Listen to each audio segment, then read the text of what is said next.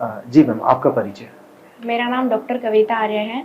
मैं एक obstetrician and gynaecologist हूँ। मैंने अपनी एमबीबीएस की पढ़ाई गवर्नमेंट मेडिकल कॉलेज कोटा से की है। उसके बाद मैंने अपनी पीजी एसएमएस मेडिकल कॉलेज से किया है।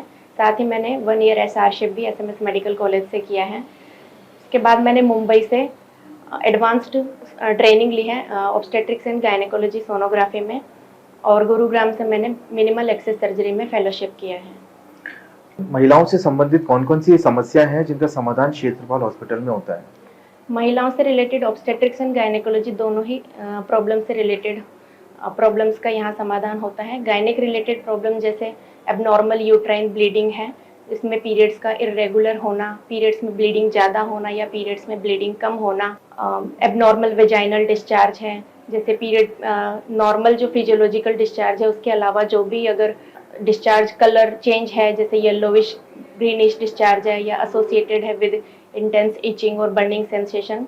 साथ ही यंग गर्ल्स में जैसे पीसीओडी की समस्या है, इनफर्टिलिटी की समस्या, अगर आप 1 ईयर अनप्रोटेक्टेड इंटरकोर्स के बाद में भी अगर प्रेगनेंसी नहीं लग रही है तो आप यहाँ पे कंसल्ट कर सकते हैं। साथ ही अगर जैसे जैसे बच्चेदानी में कोई गांठ है जिसको आम भाषा में रसोली बोलते हैं, फाइब्रोइड्स जिसको बोलते हैं, और साथ ही ओवरी में जो कोई सिस्ट है या यूट्रस पे कोई स्वेलिंग है, पेल्विक इन्फ्लामेटरी डिजीज़ है, एडिनोमाइसिस है या एंडोमेट्रियोसिस है जिसमें पीरियड्स में सीवियर पेन और ब्लीडिंग ज़्यादा होती है, तो उसका भी समाधान यहाँ होता है। और साथ ही अगर ज़रूरत पड़ने पर ओवरी और यूट्रस से रिलेटेड ऑपरेशन की सुविधा भी यहाँ उपलब्ध है। क्या प्रेगनेंसी का पता लगने पर डॉक्टर के पास जाना ज़रूरी है? प्रेगनेंसी का पता लगाने के लिए आप घर पर ही यूरिन प्रेगनेंसी टेस्ट से पता कर सकते हैं। आपको अर्ली मॉर्निंग यूरिन सैंपल से आपको यूरिन प्रेगनेंसी टेस्ट से टेस्ट करना है। अगर आपको कुछ भी डाउट है, जैसे एक लाइन पॉजिटिव है, डार्क है और एक लाइन लाइट है, तो आप कंफर्म करने के लिए ज़रूर हॉस्पिटल में कंसल्ट करें, क्योंकि अगर लेट होता है तो हो सकता है वो एक्टोपिक प्रेगनेंसी हो, तो आपको ज़रूर कंसल्ट करना है। प्रेगनेंसी में कितनी बार सोनोग्राफी करवानी चाहिए और क्या इसका बुरा असर माँ और बच्चे पर पड़ सकता है?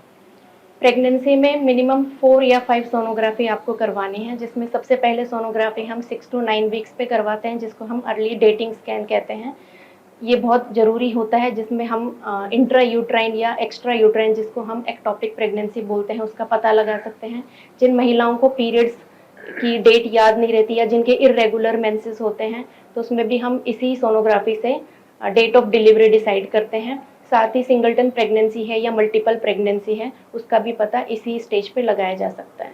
इसके बाद जो सोनोग्राफी होती है वो हम करवाते हैं 11 टू 13 वीक्स पे, जिसको हम NT-NB स्कैन बोलते हैं, जिसमें हम ये स्क्रीनिंग टेस्ट होता है जिसमें बच्चे में कोई सिंड्रोम तो नहीं है, जैसे डाउन सिंड्रोम, इसका पता लगाते हैं, जिसमें नेजल बोन चेक की जाती है।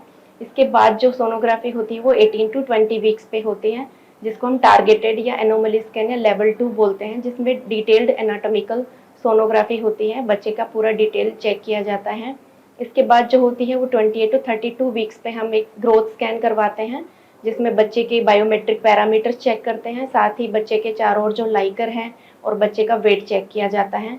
इसके बाद जो होती है सोनोग्राफी वो एक डॉपलर सोनोग्राफी बोलते हैं, जिसको हम 36 वीक अराउंड करवाते हैं, जिसमें यूट्रस को ब्लड सप्लाई करने वाली और जो बेबी को ब्लड सप्लाई करने वाली वेसल से उनका फ्लो चेक किया जाता है।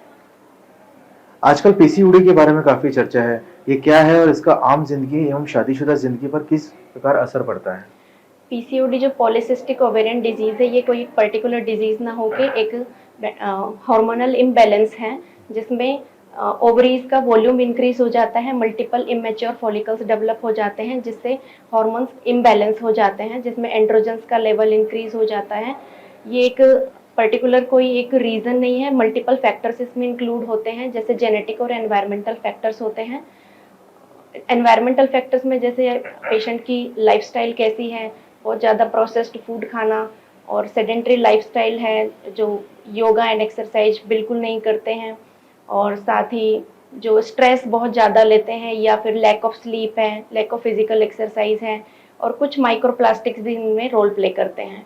इसका पीसीओडी में होता ये कि एक्ने और ये पिंपल्स डेवलप हो जाते हैं फेस पे, साथ ही ओबेज हो जाते हैं पेशेंट, और पीरियड्स इरेगुलर हो जाते हैं। पीरियड्स रेगुलर भी होते हैं, कई बार इरेगुलर हो जाते हैं, तो पीरियड्स में ब्लीडिंग भी स्केंटी हो सकती है, हैवी ब्लीडिंग हो सकती है।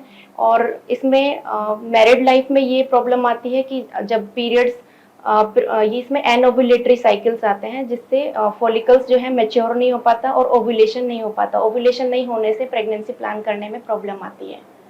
और आगे जाके इसमें पीसीओडी से मेटाबॉलिक सिंड्रोम और सी एंडोमेट्रियम, जिसको एंडोमेट्रियल कार्सिनोमा बोलते हैं, उसकी समस्या भी आ सकती है। क्षेत्रपाल हॉस्पिटल में हाई रिस्क प्रेगनेंसी की क्या सुविधा उपलब्ध है? हाई रिस्क प्रेगनेंसीज में इंक्लूड होते हैं जैसे हाइपरटेंसिव डिजीज और प्रेगनेंसी है, जिसमें pre eclampsia, eclampsia, HELLP syndrome, जिसमें पेशेंट का बीपी बहुत ज़्यादा बढ़ जाता है, पीडल एडिमा हो जाती है, पेशेंट को ब्लरिंग ऑफ विजन हो सकता है, पेशेंट को दौरे आ सकते हैं। और जैसे मल्टीपल प्रेगनेंसी है, जिसमें ट्विन या ट्रिपलेट या क्वाड्रुपल प्रेगनेंसी है, जिसमें सिंगलटन प्रेगनेंसी कंपैरिजन में कॉम्प्लिकेटेड होती है। इसके अलावा जैसे थायराइड डिसऑर्डर इन प्रेगनेंसी है, जिसमें हाइपोथायराइड या हाइपरथायराइड दोनों ही प्रेगनेंसी कॉम्प्लिकेटेड होती हैं। साथ ही जैसे इंट्रा यूट्राइन ग्रोथ रेस्ट्रिक्टेड कोई प्रेगनेंसी है, जिसमें बेबी एक टाइम से कमज़ोर होता है, जिसमें प्री टर्म लेबर पेन है, या एंटीपार्टम हेमरेज है, जिसमें एब्रप्शन प्लेसेंटा या प्लेसेंटा प्रीविया में जैसे पहले ही आवल लाल बच्चेदानी के मुंह पे आई हुई रहती है, तो ब्लीडिंग बहुत ज़्यादा होती है। एब्रप्शन प्लेसेंटा में प्लेसेंटा पहले ही सेपरेट होने लग जाता है, जिससे ब्लीडिंग होती है। उन दोनों का समाधान भी यहाँ पे अवेलेबल है। इसके अलावा जैसे इंट्राहेपेटिक कोलेस्टेसिस ऑफ प्रेगनेंसी है, तो इन सब हाई रिस्क प्रेगनेंसीज का मैनेजमेंट यहाँ पे अवेलेबल है। क्या सी सेक्शन डिलीवरी बच्चा पैदा करने की एक सुरक्षित तरीका है, एवं इससे जुड़ी कुछ गलतफहमियों के बारे में थोड़ा सा बताएं? सी सेक्शन यानी कि सिजेरियन सेक्शन जो है, लोगों में मिथ है कि हॉस्पिटल में जाते ही सिजेरियन हो जाता है, लेकिन ये एक मिथ है, क्योंकि डॉक्टर्स हर प्रेगनेंसी में सिजेरियन प्लान नहीं करते। अगर किसी पेशेंट के इंडिकेशन होता है सिजेरियन का, तो ही होता है। जैसे कि कुछ मल्टीपल प्रेगनेंसी है, फर्स्ट अगर ब्रीच प्रेजेंटेशन है, या फिर पेशेंट का ब्लड प्रेशर बहुत ज़्यादा है, प्री एक्लेम्शिया एक्लेम्शिया के पेशेंट हैं, IUGR पेशेंट है, इंट्रायूट्राइन ग्रोथ रेस्ट्रिक्टेड जो बेबीज़ होते हैं, वो नॉर्मल लेबर का जो है वो प्रोसेस को बेयर नहीं कर पाते, तो उसमें सिजेरियन करना पड़ता है। या कोई बिग बेबी है, बहुत ज़्यादा बिग बेबी है, जो पेल्विस में अकोमोडेट नहीं कर पाके और हो सकता है वो पेल्विस में फंस जाए, तो ऐसी कंडीशन में हम सिजेरियन करते हैं। हर एक डिलीवरी में हम सिजेरियन प्लान नहीं करते। सर्वाइकल कैंसर को होने से कैसे रोका जा सकता है? Cervical cancer human papilloma virus की वजह से होता है। इसको रोकने के लिए वैक्सीन अवेलेबल हैं, जो 9 to 45 ईयर्स की एज ग्रुप में लगाई जाती हैं। अगर 9 to 14 ईयर्स की एज ग्रुप में लगाई जाए तो 2 डोजेज लगती हैं, 0 and 6 मंथ पे। अगर आप 15 या अबव 15 एज ग्रुप के हैं तो आपको 3 डोजेज लगेंगी, जो 0, 2 and 6 मंथ पे लगाई जाती हैं। और इसकी bivalent, quadrivalent and nonavalent vaccine available हैं, जो बहुत ही इफेक्टिव है। अगर आप 14 ईयर्स एज ग्रुप तक लगवा लें, मेल और फीमेल दोनों के लिए अवेलेबल हैं। इससे आप genital wards, cervical cancer, oral cancer and vulval cancer से बचाया जा सकता है। साथ ही मेल में भी इसको पिनाइल कैंसर और ओरल कैंसर से बचाया जा सकता है। क्षेत्रपाल हॉस्पिटल में आपसे परामर्श करने का समय कब का रहेगा ma'am? Obstetrics and gynaecology related कोई भी प्रॉब्लम है तो आप क्षेत्रपाल हॉस्पिटल में मंडे टू सैटरडे सुबह 10 बजे से शाम 5 बजे तक कंसल्ट कर सकते हैं। Thank you.